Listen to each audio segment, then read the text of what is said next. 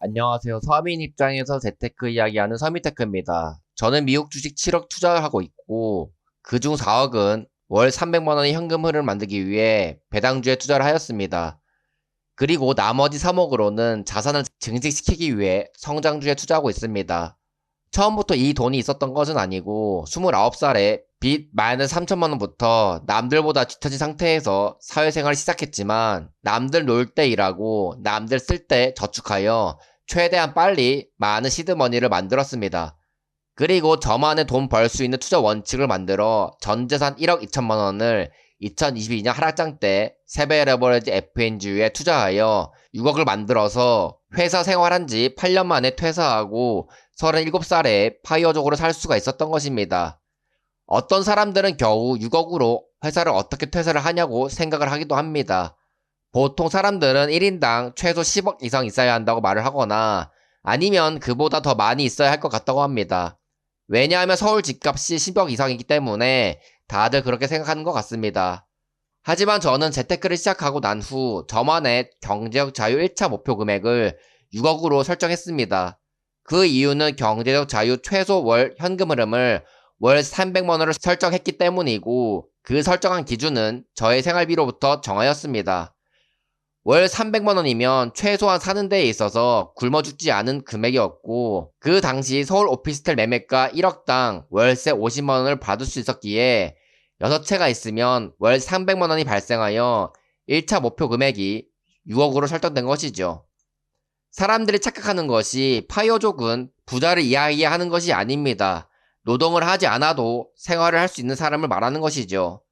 그래서 사람마다 경제적 자유를 이루기 위해 필요한 세수 금액이 각각 다를 수밖에 없다는 것입니다. 그런데 경제적 자유를 이루기 위한 금액이 만들어졌다고 해도 회사를 퇴사하는 것은 쉬운 일이 아닙니다. 회사를 다닐 때는 모르겠지만 막상 퇴사하려고 하면 월급의 가치가 보이기 때문이죠. 월급 300만 원의 가치가 6억 이상의 가치를 가지고 있기 때문에 회사를 퇴사한다는 것은 6억을 버리는 느낌과 비슷하기 때문입니다. 저도 제가 목표했던 6억을 만들었지만 회사 퇴사는 매우 어려웠습니다. 그래서 그렇게 힘든 직장을 다녔지만 바로 그만두지 않고 6억을 만든 이후 저는 6개월 이상 더 다녔던 것이죠. 그럼에도 불구하고 회사를 퇴사하겠다는 마음을 먹고 실천할 수가 있었는데 그건 돈의 액수 때문이 아니었습니다. 많은 사람들이 단순히 얼마가 있으면 회사를 퇴사할 수 있을지에 대해서만 관심을 가지는데 사실 회사를 퇴사하기 위해 가장 필요한 것은 금액이 아닙니다. 금액보다 필요한 것은 내가 가지고 있는 자산을 굴려 지금보다 더 증식시킬 수 있는 내 투자 실력에 대한 믿음인 것이죠.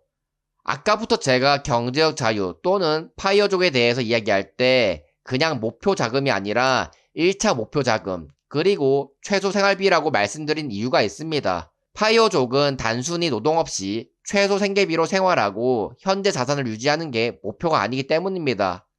제 개인적인 생각으로는 노동을 하지 않아도 내 자산이 증가가 되고 삶이 나아지는 것이 진짜 파이어족의 목표라고 생각합니다.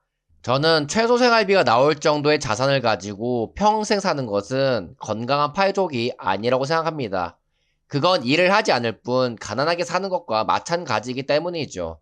물론 적은 돈으로 행복을 느낄 수는 있겠으나 저는 개인적으로 지향하는 삶은 아닙니다.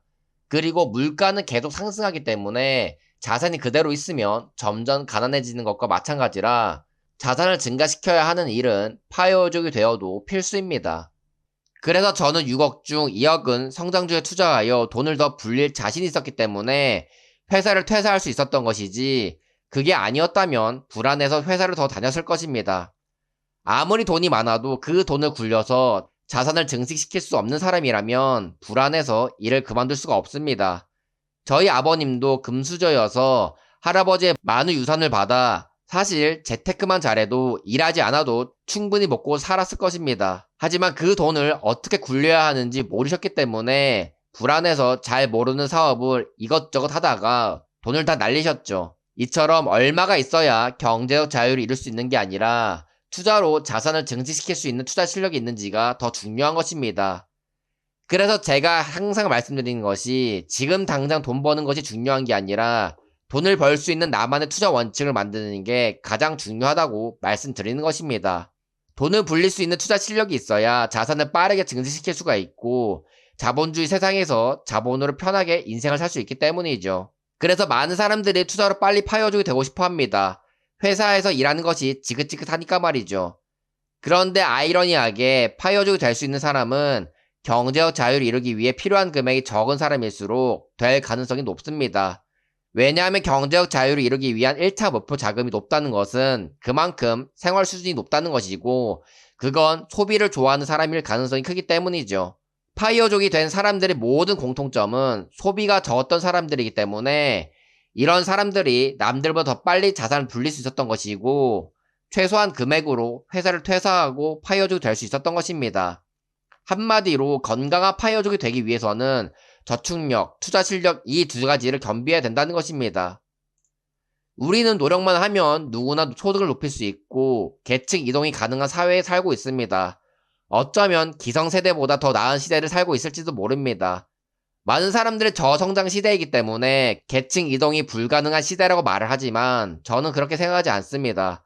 부업이 가능하여 대기업과 중소기업의 노동소득의 양극화를 줄일 수가 있고 안정적이면서 수익률이 높은 미국 세배 레버리지 ETF 같은 좋은 투자 상품에 투자할 수 있는 시대가 되었기 때문이죠. 예전에 기성세대들이 했던 노력에 반만해도 지금은 아마 계층 이동하기 쉬울 것입니다. 왜냐하면 부자로 가는 방법은 예전보다 더 알기 쉬워졌지만 실천하는 사람은 예전보다 더 많이 없어졌기 때문이죠. 계층 이동은 결국 남을 제치고 올라가는 상대적인 것입니다.